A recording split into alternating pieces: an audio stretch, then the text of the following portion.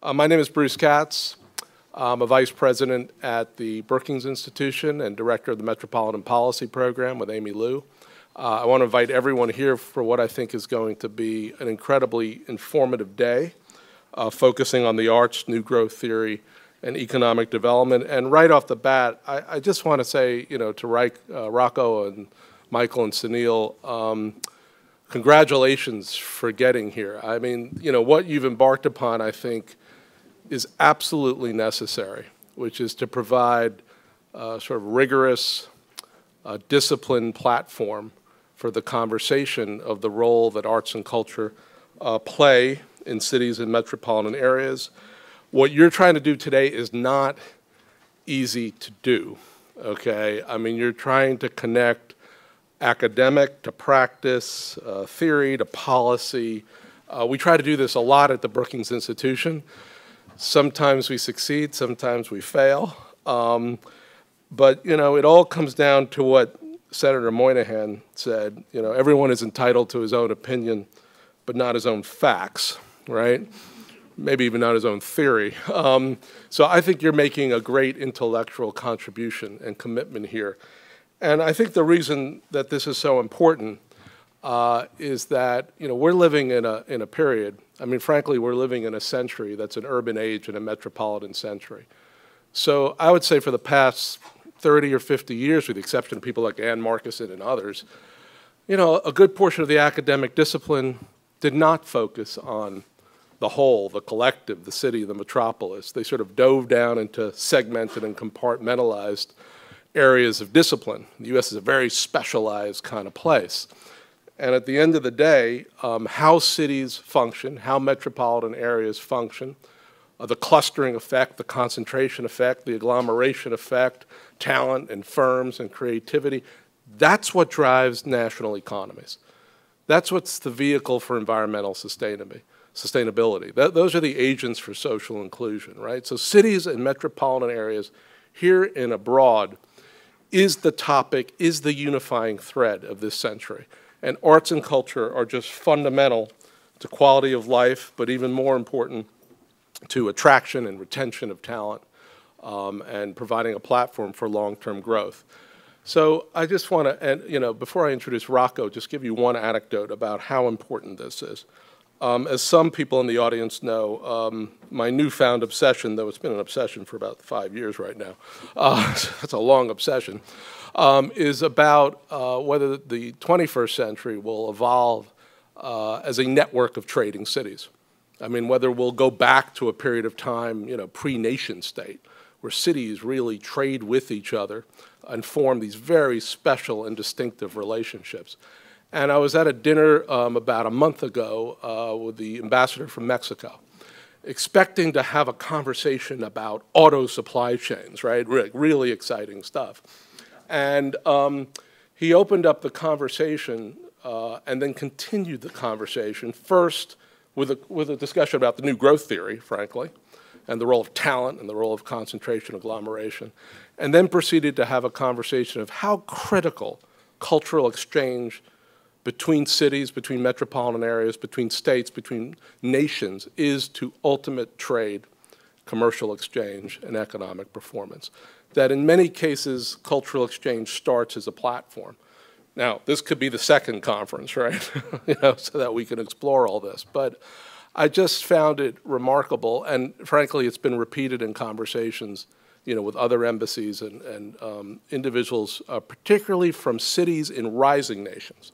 Not the mature economies, but the rising nations, talking about the role of arts and culture as helping to establish relationships between and among cities and setting a platform for broader trade and exchange. So we're on to something here. This is the inquiry, or the area of inquiry, I think, that so many different disciplines need to come to. What makes cities work? How do cities function? And thinking across disciplines. With that, I'd like to introduce the master of ceremonies, I suppose, today, Rocco Landsman, chairman of the National Endowment for the Arts. He's been the chairman of the NEA since August 2009. So congratulations for making it through this far. I mean, in a prior life, you know, Broadway, producer, but this is the national stage.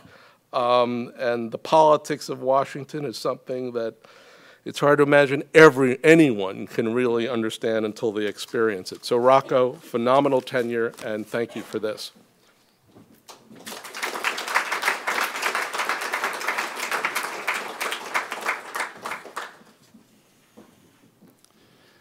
Thanks, Bruce. Thanks both for welcoming us this morning and for being such an extraordinary partner in planning today's convening. Bruce is one of the very first people I met with when I came into the NEA, and I came away from the meeting thinking, my God, this guy's smart. There must be something we can do with him, must be some way to interact with Bruce and Brookings, and finally, after a couple of years, here we are. I've been asked a lot recently about what I think we've been able to accomplish in my time at the NEA, the key phrase being what I think we've been able to accomplish. And today's event embodies the three most important themes, in my opinion. We've worked to make new partnerships for the agency. We have elevated the work of our Office of Research and Analysis. And we've worked to underscore the relationship between the arts and, for lack of a better phrase, the real world. As I said, I met with Bruce early on, and we began talking about what we might be able to do together.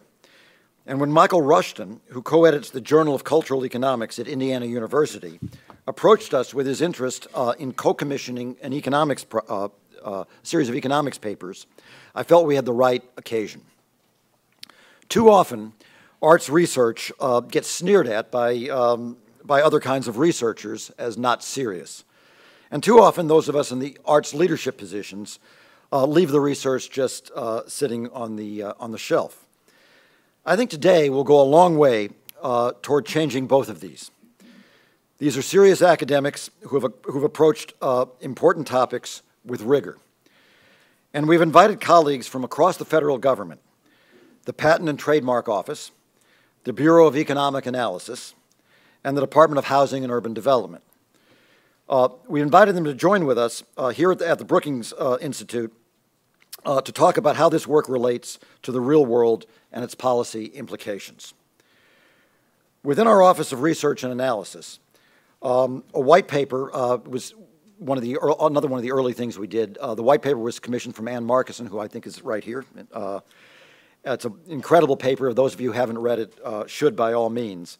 But it was a white paper on creative placemaking, and it led to our signature NEA initiative, the Our Town grant program.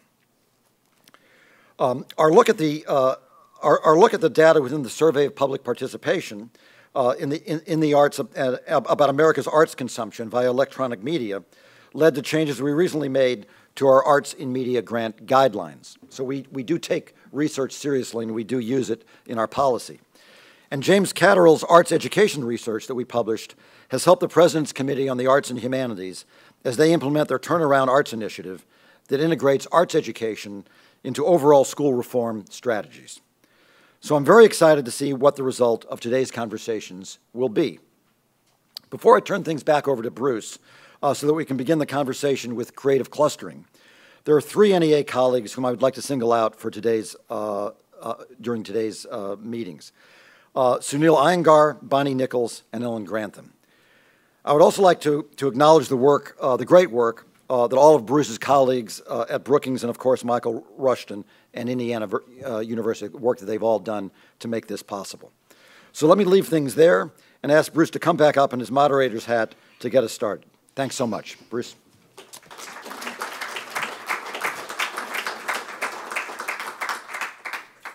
So first thing, there's a Twitter hashtag, NEA Brookings, if you want to tweet to the millions. If you mention, David Byrne or something, maybe people will pay attention. What we're going to try to do is have 3 presentations in a row, 15 minutes each. I would say to each of the presenters, both for this panel and for the next panel, there will be a time keeper. And so when they put up that 5-minute, 10-minute, don't sneer, don't attack, follow the rules. So we're going to start with Juan Mateos Garcia. He's a research fellow at the National Endowment for Science, Technology, and Arts in the UK, a paper entitled Capital of Culture. Then we're going to go to Stephen Shepard. He's a professor of economics at Williams College. His paper is titled Culture Shocks and Consequences.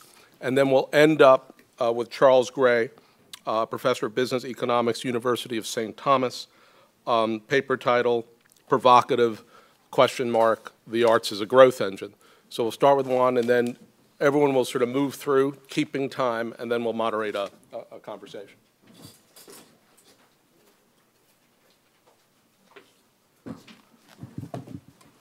Hi, everyone. My name is Juan Mateos. I'm a research fellow at Nesta, and I'm here to present the emerging findings from a research project that I've been working on with my colleague Hassan Bakshi at Nesta and Neil Lee, senior economist at the Work Foundation in London. This paper is called Capital of Culture, and it explores the relationship between cultural clustering and productivity in English cities. What is the motivation for this work? The motivation for this work is that over the last decades, we have seen very strong emphasis being placed on arts and culture as drivers of economic development. We have seen wonderful buildings being erected. This is the Sage Gateshead in Newcastle. We have been cities competing in festivals to become capitals of culture. This is Liverpool. Got it for 2009. We have seen a plethora of arts and cultural activities taking place in different cities. This has been very visible in England. This photo is actually from a festival that takes place in Brighton, where I live. So it's around us. And as economists and people who are concerned with cultural policy, we have decided to look a bit at the evidence base underpinning all this policy making. Basically, we want to look at how robust is the relationship between arts and culture and local productivity. And we also wanted to try to identify through which mechanisms are the arts and culture impacting on local economic development, because only that way we'll be able to enforce policymaking in this area. So the structure is simple and very academic. We have a theory, a number of theories setting out connections between arts, culture, and economic development. We are going to be examining whether the evidence supports those different theories using methods and data, which I will be telling you about. Going to be presenting some emerging findings from the research, and then I'm going to be presenting the conclusions and next steps of the work. This, I must emphasize, is work in progress. The findings are emergent, and our in terms of policy, we have implications rather than recommendations. But we set out to address that by doing more things with the data, which I will be telling you about to conclude. So what's the theory? What is the role of the arts and culture in our cities? Two main theories have been set out. The first one presents arts and culture as providers of amenities, as providers of atmospheres, experiences, basically a number of things that high human capital, highly talented, highly innovative, skilled people are looking for when they decide where to move. Basically, by attracting those people who are referred to as the creative class. The arts and culture contribute to economic development because the presence of a strong creative class then attracts high growth, innovative, high-tech, knowledge-intensive business firms, the sort of firms that everyone seems to be after. So this is one model. Another reason why the arts and culture are seen to be attractive for the creative class is because they act as proxies for atmospheres of tolerance and openness to which it's argued the creative class is attracted. The other way of thinking about the impact of arts and culture on economic development is through localized spillovers, where investments undertaken by arts and culture through their own activities, they make firms in cities more productive. How do they do this? They do this by investing on human capital, highly skilled, innovative people that then are employed in other sectors. They do this by providing organizational templates for innovation that can be imitated by other firms around them. They do this by creating atmospheres which are conducive to collaboration and knowledge sharing And they do this very importantly, and perhaps in a way which is harder to measure, by creating expressive value, creating new histories, creating new symbols, creating new aesthetics, which are in some cases commercialized in other parts of the economy. And basically, the way these spillovers are generally described in the literature is taking short leaps, as it were. Where we see, labor flows, where we see dissemination taking place, is mostly between arts and culture and other sectors in what we will call the commercial creative economy, sectors such as publishing, sectors such as music, software publishing and video games, digital media, and so forth. And this is represented by that concentric circles model over there in that box. So this is the theory. There are many open questions about these different explanations of the impact of arts and culture on economic development. In the first story, best represented by Richard Florida's Creative Cities framework, there are many questions about the direction of causality between arts and culture and the creative class. Is it that arts and culture genuinely attract these high human capital professionals, or is it that these human capital professionals are able to support a vibrant arts and cultural scene? Does it even make sense to talk about the creative class as a monolithic construct? Are arts, designers, advertising people, software developers, engineers, lawyers part of the same class? That's many criticisms to this framework for making that assumption about all these people deciding to move to places, and making those decisions to move to places on the same basis, even having the same goals. In terms of the localized spillovers research, we have a small number of suggestive studies, rarely looking at the spatial dimension, and they haven't really looked much at what's the relative importance of these different spillovers in creating economic impacts. Again, a question which is very important for policy. Something else where there's a question is about whether it is industries, that is sectors, or people who create impacts. And also, there's a dearth of research looking at these relationships between arts and culture and economic development outside of the US. In particular, in England, the situation is not great. I was doing some background work on this, and the main piece of work I could find was an MSc dissertation looking at this issue. So we're really trying to bridge that gap through our research. So what's the method and what's our data? Basically, we set out to explore empirically the relationships between cultural clustering and local productivity in 74 English cities. Our model is fairly straightforward. We look at worker wages, and we try to explain those on the basis of the presence of a cultural cluster in the city where those workers live. We measure cultural clustering using three different metrics of industries or sectors, occupations, and institutions, arts and cultural institutions.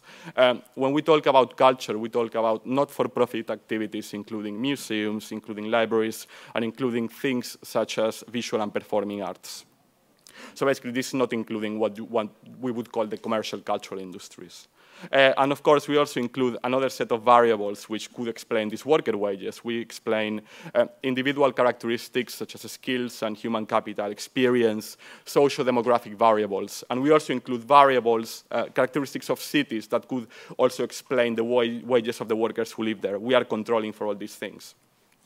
Our data comes from official surveys of workers, official surveys of businesses, and a unique data set of 5,000 cultural institutions compiled by Culture24, which is a UK-based organization whose website you can visit at that URL.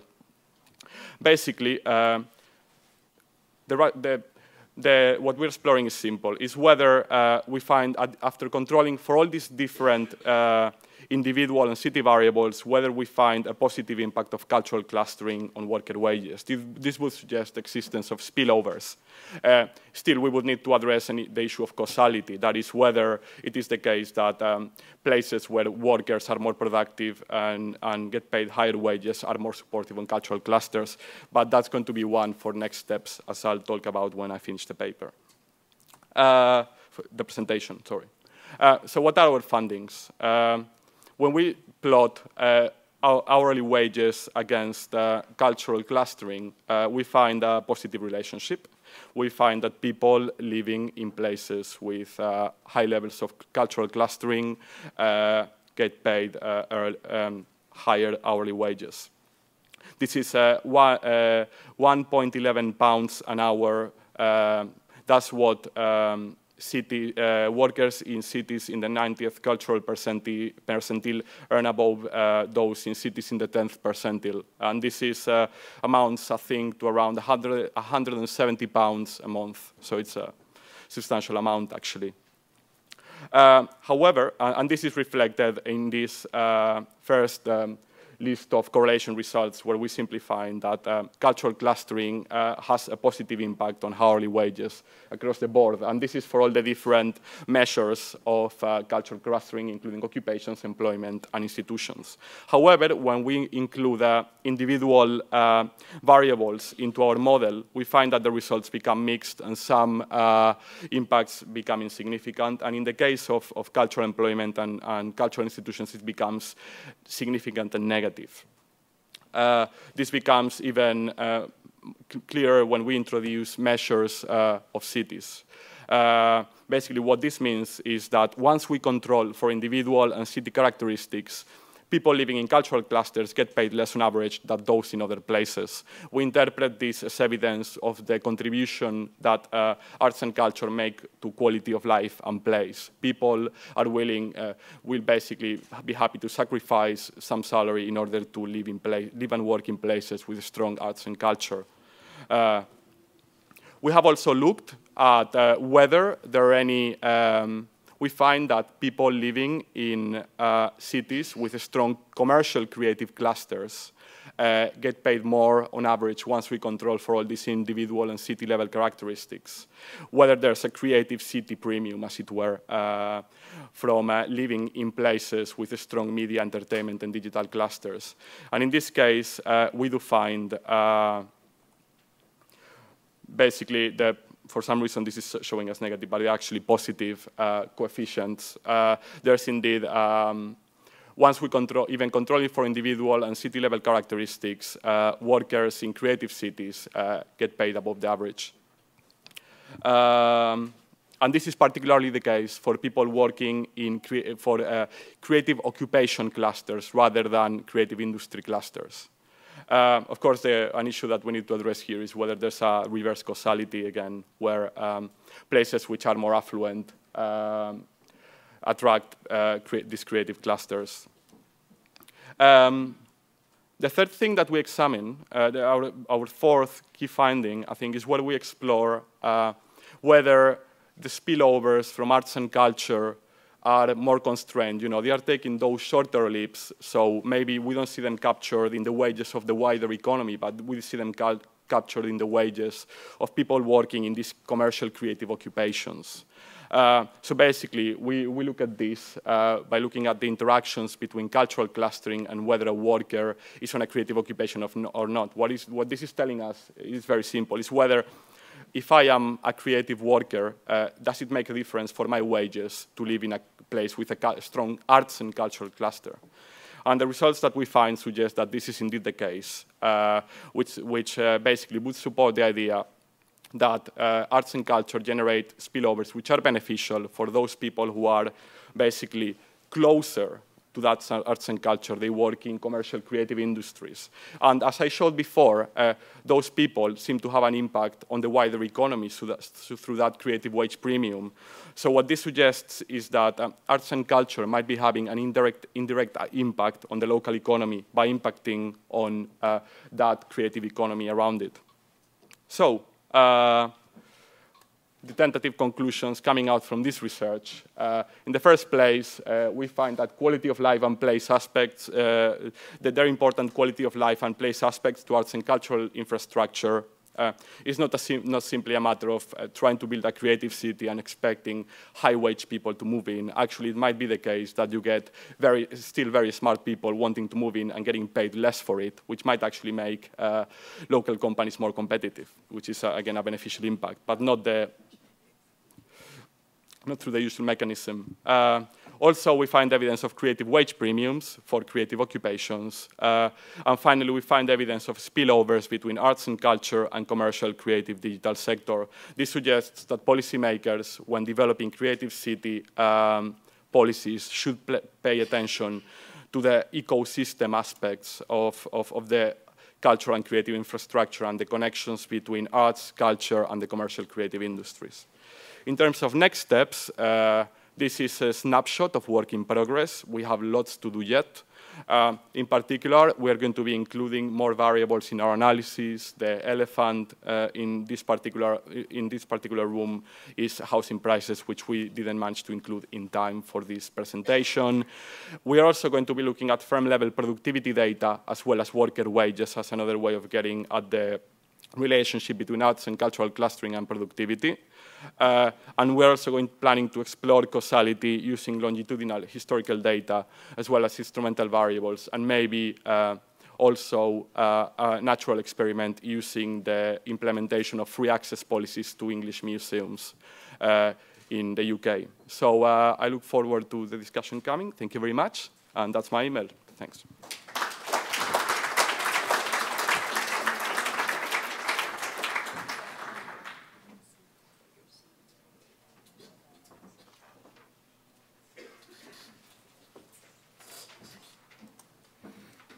Thank you. This project is reporting on a paper, a research paper that's really joint product with myself and my colleague Peter Pedroni. The URLs that are there at the bottom of the screen, c-3d.org/slides.pdf or paper.pdf can be used to download on your smartphone or anything that'll read Acrobat. A copy of these slides and a copy of the paper. So what's motivating this research is probably what's motivating most of you for being in this room. Does culture production affect the economy? In some sense, the answer to this is obvious. Culture production is part of the local economy, and when it takes place, it contributes to the level of local economic activity. There have been many studies that demonstrated this. Some of the most interesting and important done by folks here in the room and people who are on the panel later on. The point we want to focus on, however, is not just does it affect broadly, but does culture production result? Is there a causal connection between culture production and economic growth? So does an increase in culture, a shock to culture production, result in a change in long-run income? That's really effectively asking, is the creative economy a source or a byproduct of a growing economy? And this is exactly the question Juan was posing and discussing in part of the previous paper.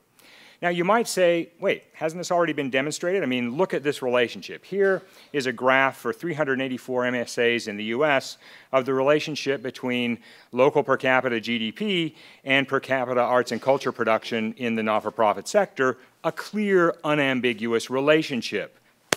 Case solved, right? Well, the problem is this relationship exists for many sectors. So here's the relationship between new car dealerships and local per capita GDP.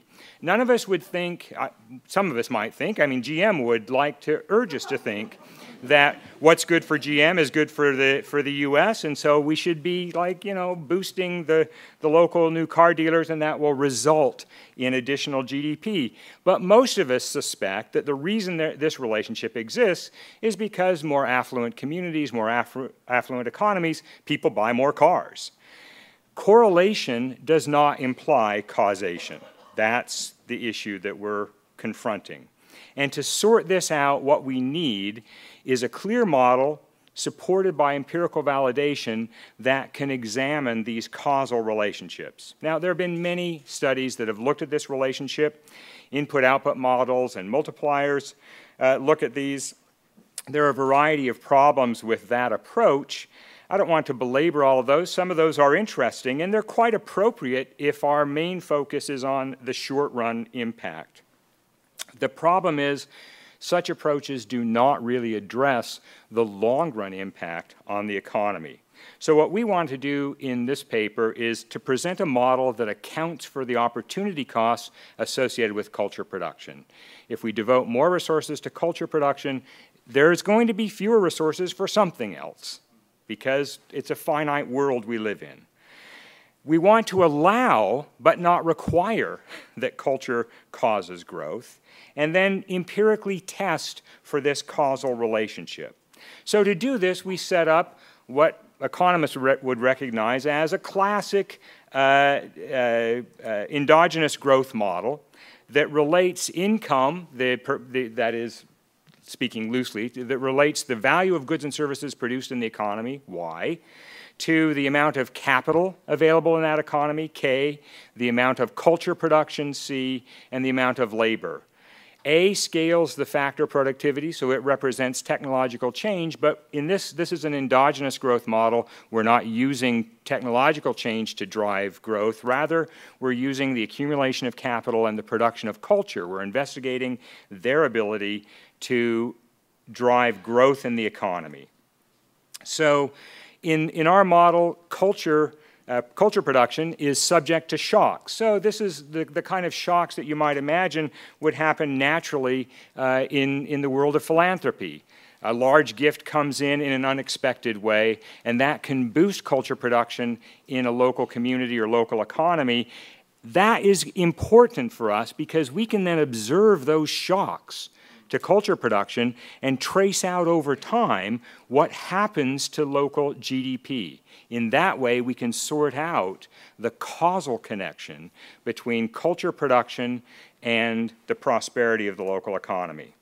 So, do positive shocks to culture generate changes in steady-state income? If we mess around algebraically with the model, and some details of that are in the paper that you can download, we can express the economy, the relationship, as one between per capita GDP as a function of total factor productivity, A.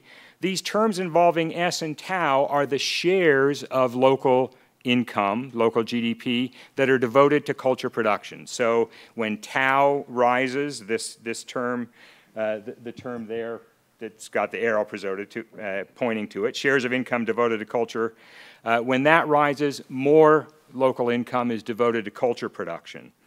And of course, labor growth is also an important factor. So we're trying to sort out and separate out the effects of culture production from the other things that drive local GDP.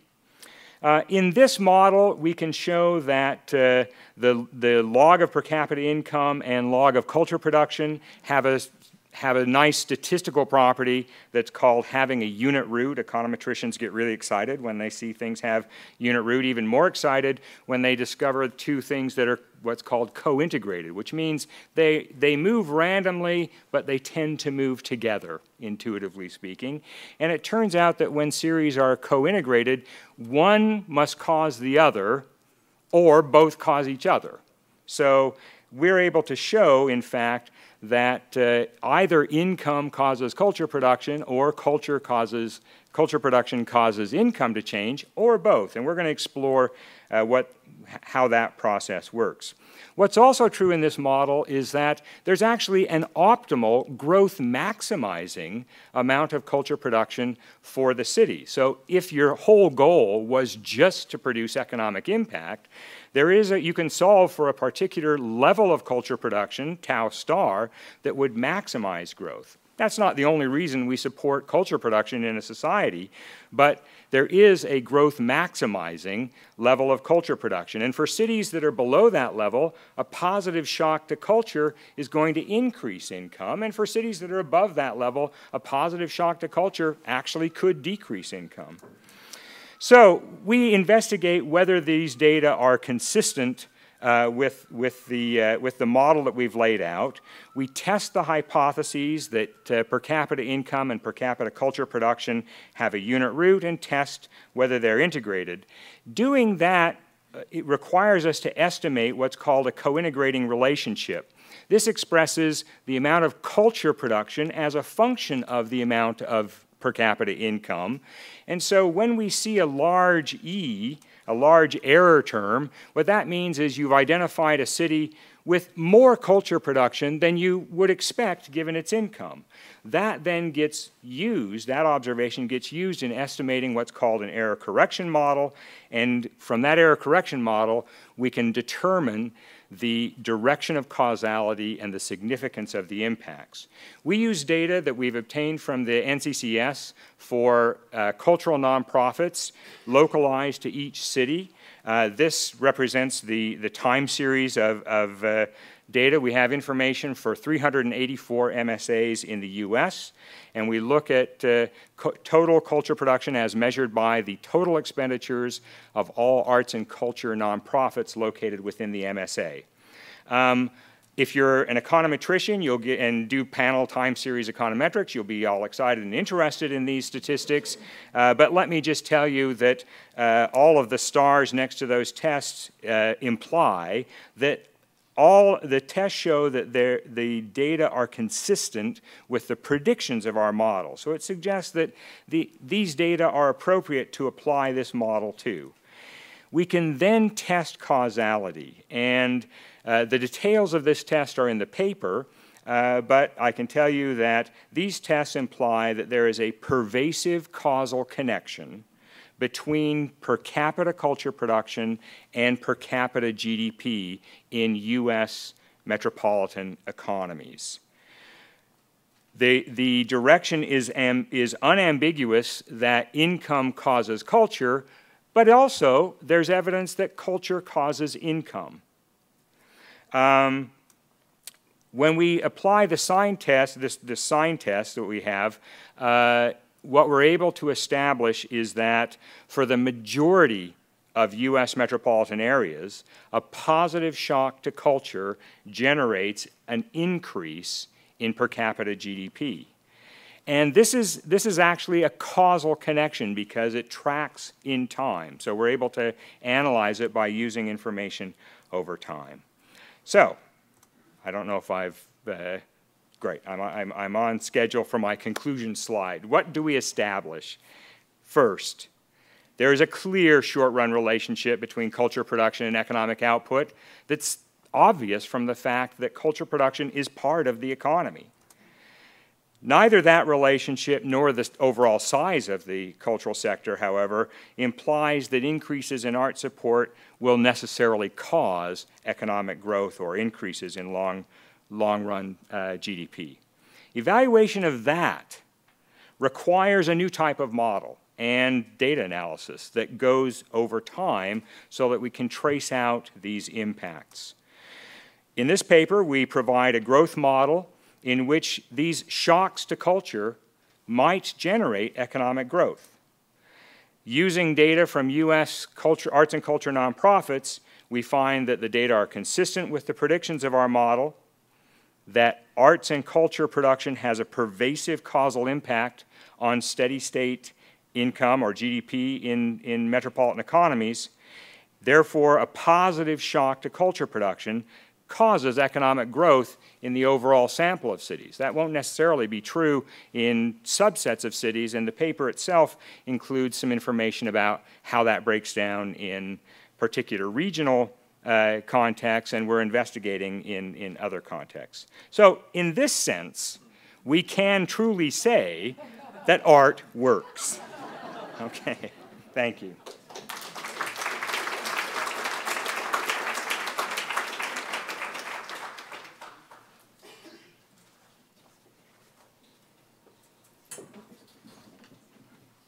Good morning.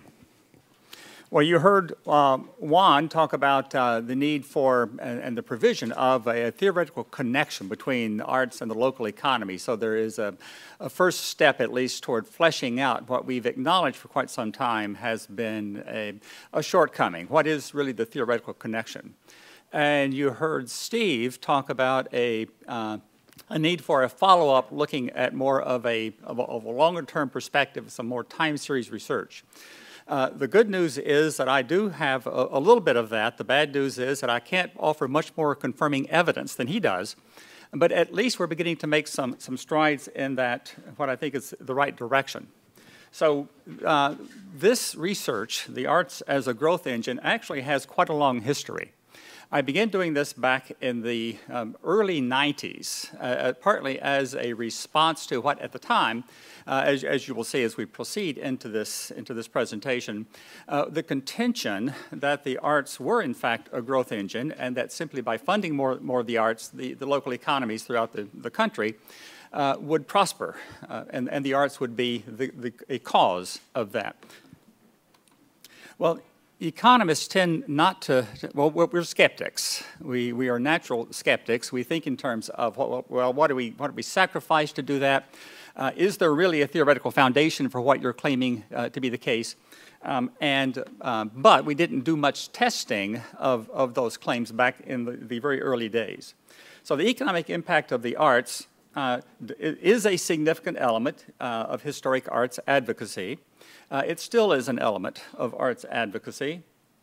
And early on, it was founded on what is known as the export-based theory, whereby spending on the arts in a local economy has some multiplier effects that work their way through the rest of the economy. And this little equation simply says that total employment or other indicators of economic activity in a local economy is some multiple of arts-based economic activity in that area. And you'll be hearing some more about the export-based approach as we proceed through the day. Some fundamental drawbacks of this approach. The first is the assumption that the arts sector is part of the export base. That is to say that people come to a community specifically to purchase arts-related services. And yes, that happens. But is that significant enough to count as a cause of local economic growth? The second piece of an economist's response to this is that even if it's true, does it really justify a subsidy? And if it does justify subsidy, well, there are other sectors of the economy which are much more important in terms of promoting local economic growth. Does that suggest that they should be subsidized as well? And finally, if we're focusing on this as a subsidy argument, are we diverting attention from sounder reasons for subsidizing the arts? And I term this, by the way, since it just doesn't go away, as the zombie justification. Well, the next stage in the effort to link the arts to local economic activity is what we call the quality of life argument. And you heard Juan sketch this out as well. The idea is that the arts, as part of the local quality of life in a community, attracts and retains employees in the community. But the preponderance of evidence suggests that business decisions are focused on other important factors, whether there's a skilled workforce, whether there's access to markets or access to suppliers, and the extent to which the local governments provide infrastructure investments. The most recent approach, which is the focus of our symposium today, is the endogenous growth aspect. And I provided here a somewhat simpler version of Steve's more complex growth model or production function as it is presented here, where it simply states that local economic activity or local output, signified by Q here, is some function of the capital and labor, and then I have an A there as an augmentation by the arts community. Now, one of the issues that has arisen in the so-called new growth theory is that it's subject to increasing returns. Well, economists like for things to settle down to an equilibrium growth path. It enables us to use our mathematics to predict some outcomes. And one of the realities of the new growth theory is that things do not, in fact, settle down to an equilibrium growth path, that things are what are sometimes referred to as state-dependent, that random shocks can generate effects that don't wash out over time, but in fact can amplify over time. And that might be, and I'll give you a little bit of an advanced look here, that might account at least in part for some of the diverse results that we find in our research. So You'll hear Richard Florida's name mentioned several times, again, during the day, because his work back in the early 2000s did, in fact, reinvigorate the economic impact arguments, shifted them a bit away from the old export base approach to something very different. He does mention one of the prime drivers, Paul Romer, of the new growth theory, but he mentions it only in passing. So I would have to contend that while Florida's work is certainly challenging and stimulating, we can't really conclude that it is firmly based in our subject matter today. Nonetheless, arts advocates, including many of you, found this to be a very attractive aspect to incorporate in our advocacy activities. However, we have up to this point had uncertain theoretical and empirical support for this. And I wish I could say that as a result of today's work and the things that you will hear, we've solved that problem. We're making progress. So here's the question that I pursued. And you've heard this mentioned already, you'll hear it mentioned a few more times before the day is over, does the arts sector in some sense cause local economic growth, or is the arts sector a response to local economic growth? The latter of those two is the traditional economics perspective. The former of those two might be incorporated into the new economic development approach. So the way it's phrased here is that the export base approach, the arts sector, if the arts is basic and the arts stimulates visitors to a community who will purchase arts services and products, is an element of the larger export base, then that should cause, in a sense, or it should drive overall economic activity, signified here by E sub T. On the other hand, if the arts, as part of a growth-stimulating culture sector, drives local economic growth, then we'd have the arrow indicated pointing to the Q in the second bullet-pointed equation. I used a technique that has been around in economics for quite a long time now. It has resulted in someone else winning a Nobel Prize. But I'm not hesitant about riding on those coattails. So the question becomes, how much of current economic activity can be explained by past values of current economic activity?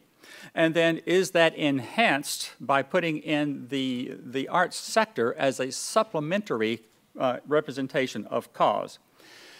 Without burdening you with the processes and techniques themselves, I'll simply note that if the economic base is a sound approach, the export base is a sound approach to explaining local economic activity, then within a fairly short period of time, we should have some indication that the arts are having an impact on the local economy. If, however, if we adopt the endogenous growth approach, the new growth theory approach, it takes far more time for that to work its way out. And I'm using a longer time period. The time periods that I use are years. And so I'm looking at whether there is, over a fairly short period of time of 4 years, whether that's sufficient for a stimulus, an arts-generated stimulus, to work its way through the local economy and show an impact. Over 8 years, does arts-related economic activity generate enough of an impact on local growth to show up? I used 15 metropolitan areas.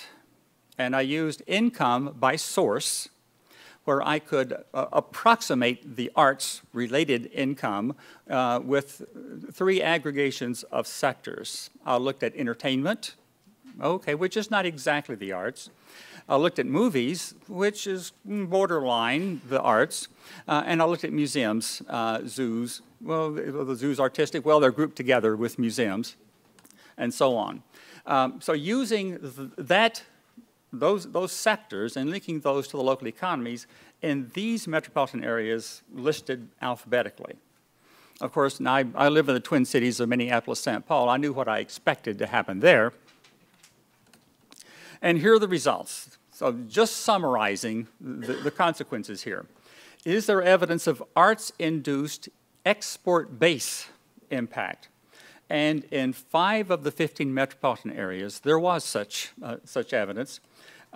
Dallas, Houston, Minneapolis, St. Paul, New York City, and Philadelphia. And intuitively, I think we can understand some of these. New York City and Broadway just makes some sense that some of us travel to New York City and go to Broadway shows for the purpose of attending those Broadway productions and other arts amenities, to go to MoMA, to go to the Met, and so on. Philadelphia makes some sense, I think, to most of us, because as the seat of our historical development, has a number of cultural amenities that we visit over the years. Dallas and Houston, I'm still working on exactly what's going on there. Minneapolis, St. Paul, I like to think, and of course this is purely anecdotal, and it's fostered by a number of decades of living there. Founded by Nordic folks who were indoors much of the year and needed something to do, and so of course developed those artistic amenities. Is there evidence of arts-induced endogenous growth? Well, in 3 of the 15 metropolitan areas, there's evidence of that. Atlanta, Dallas, and Minneapolis, St. Paul. Dallas shows up again for reasons, again, I'm working with. And the Twin Cities, well, of course. The local cultural community does, in fact, if it doesn't attract, it certainly retains businesses, and we get a lot of strong evidence from local business leaders that that is the case. Evidence that the arts respond to growth, this is the predominant outcome, that the arts respond to increases in local economic activity, increases in local ability to spend, and a lot of that spending goes on the arts. We think of the arts as what we call, however necessary the arts are in your life, economists do find that they act as what we call luxury goods. That as our income rises, spending on the arts goes up faster on a percentage basis. So, not powerful evidence, but lots of opportunity to plumb the depths further. What needs to be done? I'd like to do this on additional metropolitan areas. Maybe not quite as many as Steve. I don't have that much time before retirement to collect that much data. I'd like to experiment some more with sectoral definitions and data access. There are some lingering data shortcomings, including the fact that because of disclosure rules, we don't always get all the data for all the counties and all the metropolitan areas, especially as metropolitan areas grow, and trying to get historical data for those. And then I'd like to explore some more control variables. What else is happening? So we have some evidence for some cities of arts having an impact, more evidence for more metropolitan areas of the arts being responsive to local economic activity. Thank you.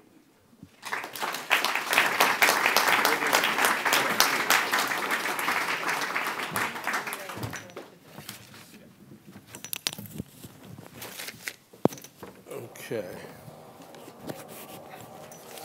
So show of hands, how many people took economics in college? That's pretty impressive. How many people have graduate degrees in economics?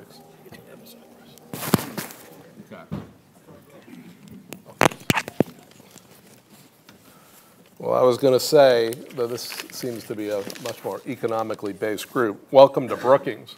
You know? I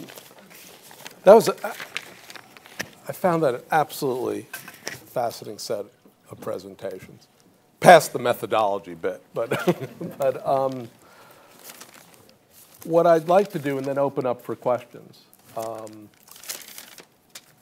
is, because I know everyone had a chance to talk with each other yesterday about, obviously, the methodology, but also the findings. And before I ask a series of questions, were there any sort of outcomes from those conversations among the 3 of you in terms of what you found? Any sort of clear common ground, either about the starting theory or about some of the fine? I mean, at Brookings, we will always say we need more research. These are American jobs, right? But any sort of insights from the conversations you all had yesterday, either during the day, I know you had a dinner together, that you might want to share with the audience? Actually, regretfully, I wasn't able to make it to Okay, the then so, you can hypothesize, though. we have already been talking about Okay. this. So. Anyone else want? I'll take a shot at least a piece of it. And actually, Steve mentioned something which I think we might be looking for. He mentioned shocks to the local economy. And it would be nice if we could find sort of natural experiments and track the results of such shocks.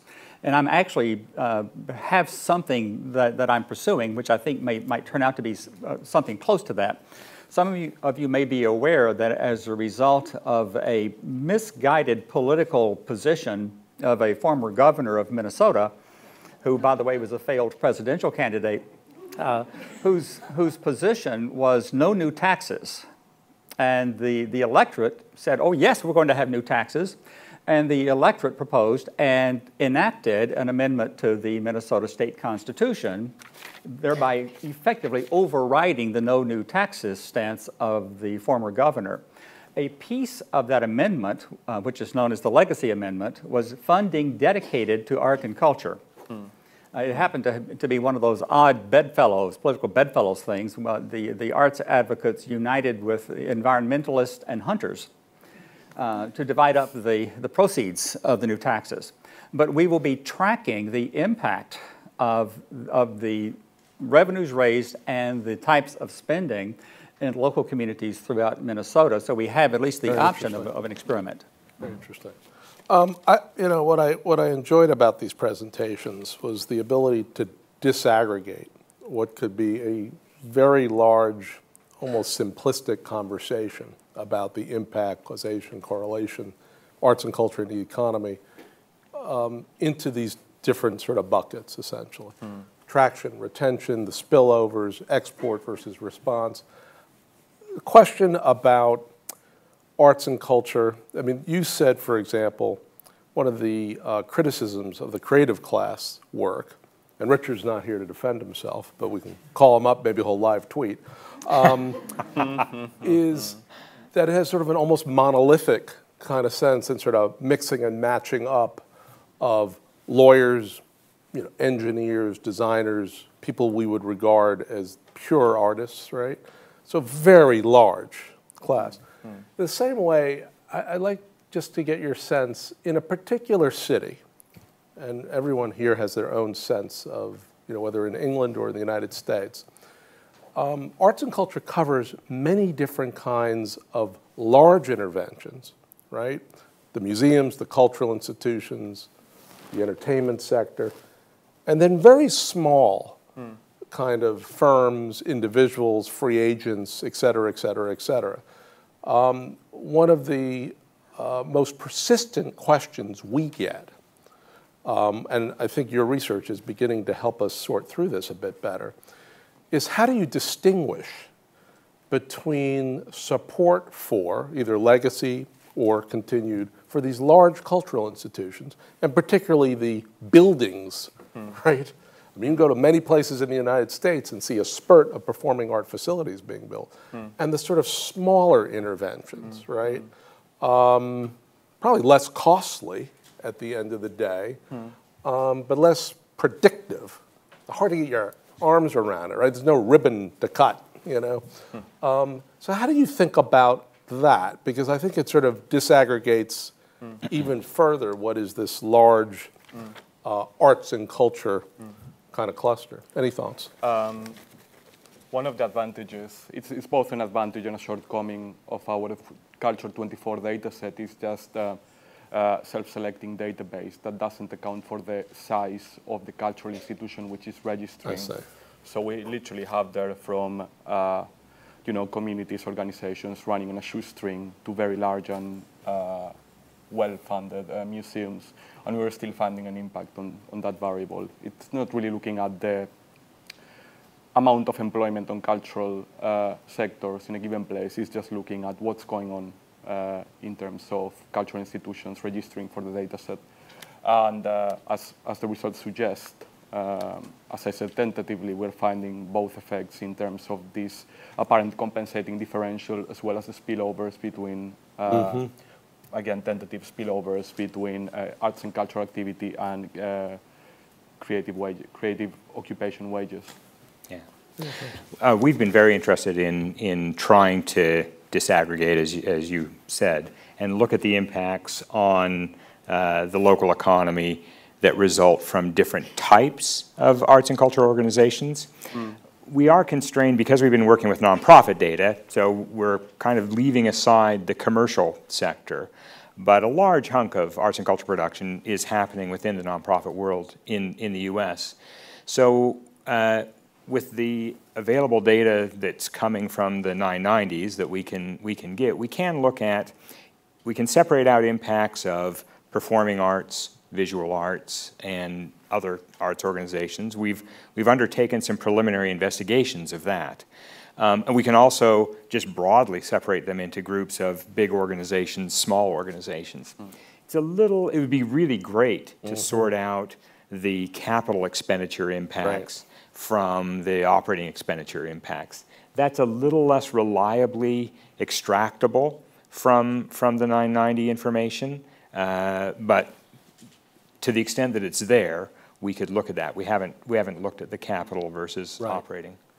Yeah, this really raises the larger data availability question. Right. And there are two kinds of implications of that for economic impact analyses. The data availability, for example, Steve's working with nonprofit data from the Form 990s. Until last year, very small organizations never had to file a 990, yet in the aggregate they can be significant in a local economy. They get lost entirely, and suddenly it's a shock to the system, but it's a legislatively induced shock or policy-induced shock rather than a natural economic development kind of shock. The other aspect that I think is worth thinking about is, you talked about aggregating data, and we've talked about aggregating across sectors and so on, but there really are several other dimensions, and I'll just mention two. One is the difference between how the arts and cultural sector impacts the local economy as a whole, and where are the boundaries of the art and cultural sector, about which there's some disagreement, and then how does an arts district impact the location of economic activity within a community, which is a very different question. Both of those have impacts for the quality of life in a community. Very interesting. Go ahead. I was just going to say, first, let me second every social scientist's complaint of, yes, more data would be helpful. And for example, the ability to bring in the commercial sector. With the 990 information, though, because that has ZIP+4s for virtually all organizations, we can look at clusters within urban areas, and we're just starting analysis of that to look at how whether having clustered versus dispersed arts and culture production has a different impact on long-run GDP in the cities. Well, let me ask you this question, because I was in Ohio yesterday, and Brookings released a study on the spatial geography of manufacturing. Okay, a completely different kind of cluster, though obviously involves many creative people, particularly in the industrial design community, right? If you think about the cluster, so let's just focus on Northeast Ohio for a second.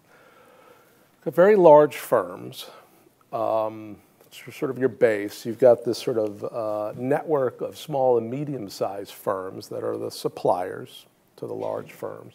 And then you've got this ecosystem. It's a very rich ecosystem of advanced research institutions, of labor skilling intermediaries, right, that are sort of feeder systems into the firms, advocacy organizations. I mean, it's really interesting about how rich and textured that cluster is. So we're calling this a cluster of sorts, right? But as you think about the broader economy, is there something different about how arts and culture operates? Is it an ecosystem, right? It seems a bit different from automotive or aerospace or high-precision medical devices, which is a big cluster, obviously, in Minneapolis, St. Paul, and so forth and so on. So is there something different about this? And would that affect, ultimately, results in terms of economic impact and so forth? I'm actually involved in a project, a 2-year project, looking at the creative, digital, and cultural cluster in Brighton, which is where I live, as I said. Sure. And it's very much going to be looking at these sorts of issues, including testing hypotheses about the extent to which arts, skills, resources, and so forth are complementary with more conventional commercially creative and digital resources, as well as the extent to which the network is connected. That is, we find arts and cultural organizations working with creative commercial companies in the way in which you would expect a cluster to behave. Right. Anecdotal evidence suggests a connection, also not in terms of labor flows and also in terms of trade. I mean, there has to be some impact of clustering in arts and culture production because we observe a lot of clustering. Right. I mean, even in that region, in Toledo is a great example where the Toledo Museum of Art is located, has been there for a long time. Right next to it is built the University of Toledo's art school. And so, we see this over and over again in metropolitan areas, clustering of production of different types of cultural activities. What's a little unclear, but is a great question to be investigating, is what is the impact of that clustering? How does that clustering affect the way that arts and culture affects the metropolitan economy? And how does that clustering affect the success or struggling sustainability of the cultural organizations themselves? Getting a handle on what that incentive is to cluster. It's a great question. I think we're starting to be able to look at that. We've done a little work, again, with the nonprofit data. There's been lots of stuff, of course, looking at arts and culture districts. I mean, the NEA sponsored some of that stuff. There's something that we sometimes lose track of, I suspect, when we're comparing, say, manufacturing with the arts. Manufacturing firms very often are multi-site firms. Right. Arts organizations almost always are single-site firms. So, for example, a decision made in Detroit has a powerful impact in St. Paul, Minnesota, to close the Ford plant there. There are no decisions made in Detroit that have an impact on the Minneapolis Institute of Arts. We have not yet, I suspect, done enough work on the nature of the local arts industry.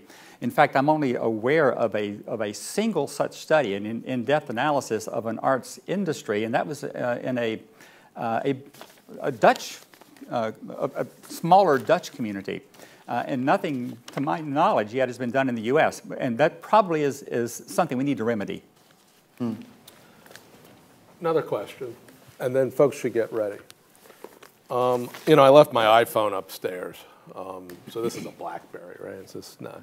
I hope this doesn't go out of service because I like the way it's raised, so you can type. But and anyway, we see how fast things happen in this world today. I find what's remarkable over the past literally 5 years of how much visual design has entered our everyday lives, right? And it just strikes me that as we try to assess the impacts of arts and culture, and maybe this is just a segment of the arts and cultural community, this spillover issue, right? If we look back, may not have as dramatic of an effect, but as we begin to think about the effect of these mobile devices and iPads and all the rest of it on our lives, it seems like there's almost an acceleration of the interplay of design and communication and how it fundamentally affects how firms across multiple sectors not just think about how they communicate and brand and extend their reach, but how they actually do their work. And so that sort of leads you to think that whatever we're observing today, if we play out this over the next 10 or 15 years, and obviously we're not talking about everywhere in the United States, but we're talking about a very specific set of places, we could be seeing much bigger observable effects. And I just want to are we living in such a disruptive and dynamic period that we have to reassess or maybe just come back and get more clear and granular about how we think about this interplay? Thoughts? Yeah. Well, I mean, it is true that the importance of design has injected itself in a big way in terms of personal electronic devices and communications devices and that sort of thing. But design, of course, right. I mean, urban design has been important in how we live our lives for centuries. Fashion has been important in how we signal to each other status and interest and et cetera. So it may be that there are stages at which a particular industry or group of consumption items mature to where design is ready to become an important factor in helping us decide how, where, and in what ways to use particular objects. But this is ubiquitous in many ways. I mean, this cuts across class, race, ethnicity, in a way that urban design, I don't think ever has, right? I mean, this is now a platform for how we all live our lives and how companies operate. It just strikes me as a radical shift, and then allows for these spillovers, allows for this mashup of clusters in ways that we may not have anticipated before or experienced before. And some of the research that Nesta has done has looked at the extent to which one finds people from creative occupations working outside the conventionally defined creative industries, using the Department for Culture, Media and Sports definition, and we find that 60% are working outside the creative industries. They are what we call embedded creative professionals working elsewhere in the economy. Designers, musicians, all sorts of advertising, of course. So there's hope for my daughter, is really what you're telling me. Well, and I think what is definitely true is when design becomes important, then of necessity clustering is important. Right. Because then we're learning so much just by being in proximity to each other and to the goods themselves. And we should acknowledge the symbiotic relationship. There was this wonderful piece in Business Week not too long ago about an auto parts designer who lost his job when the industry shrank. The industry is beginning to grow again. He got an offer of a new job, but in the very short time that he was unemployed, technology changed entirely. The design technology, he had to totally retrain. Open up for now. I have specifically avoided any methodological questions, right? But if anyone in this audience is so moved, please feel free. Question over here.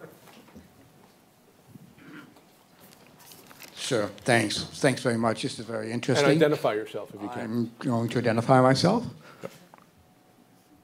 I am Stephen Canna. I am one of those people who raised his hand as an economist with all 3 degrees. I worked for the Treasury Department and the U.S. Council for International Business, and now I'm retired. You all raise interesting points, particularly Professor Shepard about opportunity costs you mentioned, and Professor Gray talked about whether it's a driver of growth or a recipient of growth. Which brings us back to sort of some economic principles.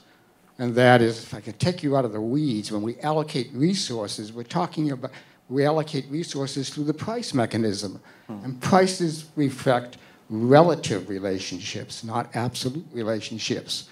So, gentlemen, in this area of scarce resources today, if you are the mayor of a city or the head of a city council, and the head of the arts council comes to you and says, we want to spend $5 million to extend the museum. And the parents of the PTA come to you and say, no, we want to spend $5 million to have more class time, AP math, phys ed so our kids are not overweight and get near diabetic. How do you choose?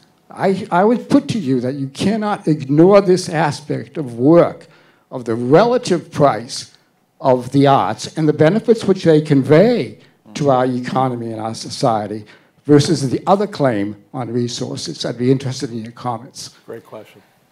I mean, I couldn't agree with you more, and it's exactly what our paper's about. So all I can say is please go to the URL. Okay, well, let me just say it is exactly what motivated us to do this research. And I think the answer is there are broad classes of cities in which the mayor, if the mayor's primary concern is maximizing the economic output of the metropolitan region, there are large classes of cities for which the answer is yes, we should go ahead and put money for the arts, and that may mean less for the classrooms, or less for roadways, or less for some other bit of infrastructure.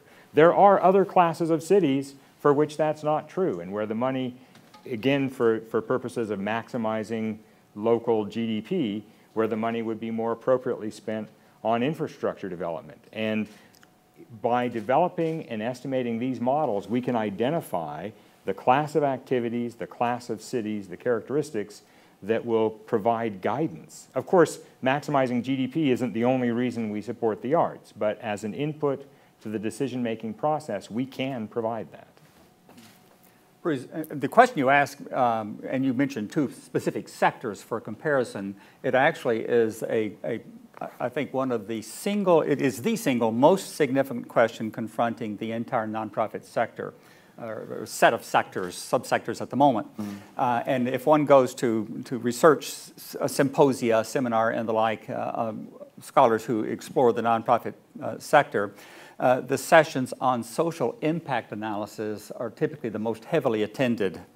And that's where much of the foundation funding is going now, to try to get a sense of how they, as good stewards of the funds entrusted to them, are using it as well as possible.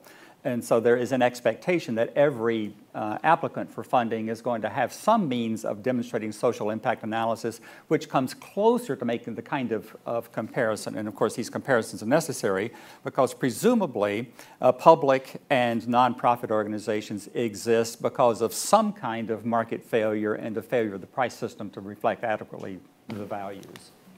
Great question. Anne had a question over here. Yeah. Thank you. And I'm sorry I didn't raise this yesterday, but it's particularly for Stephen and Juan. I'm interested in the intra-metropolitan distribution and results, and I think both of you use cities, right? So I'm just wondering about what we would call spatial autocorrelation. And obviously, most of us observe that there are high concentrations of nonprofit arts organizations in the central cities and sometimes the inner ring suburbs, and a real dearth of them in areas farther out, and also that is also replicated in the pattern of location of individual artists. And I'm just wondering, in your econometrics, how did you because a lot of these are next door to each other, and how did you deal with that at all, trying to account for the interrelationship, the fact that some of the people in the suburbs are patronizing the activities in these bigger central cities? I mean, we have controls for population density, but that doesn't address the key issues with spatial autocorrelation. This is one, actually, that we were planning to address going forward, because we will be able to have access to very finely grained, the Culture 24 data is very finely grained, it's postcode level, and we should also be able to access data for creative firms at that level. So we'll be addressing it. But England doesn't count. You haven't sprawled as much. I mean, come to America and start driving. It'll just take you days to get to. No, man, there's some sprawl, but I'm just kidding. People go, well, the greater southeast is basically. Well, the southeast is beginning to look like us, unfortunately. Yeah. So in our analysis, you're exactly right. Our unit of analysis is the MSA, right, which is a multi-county area. So it includes the suburbs as well as the central city. It's not the city of St. Louis or the city of Cleveland. It's the St. Louis MSA. But as you know, because we were on a panel last year together, we are working using these data to analyze the clustering within the MSA, because that information is available to us from the 990. So ask me in a year. I had a question over here. Just mix it up a bit, right in the middle there. Yeah.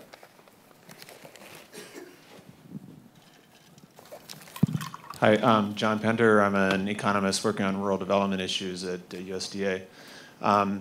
Just on the issue of new growth theory, my familiarity with it kind of tells me, it makes me struggle a little bit with seeing how this relates to the arts, because as I understand new growth theory, the essential aspect of it is that there's an increasing returns to scale, and so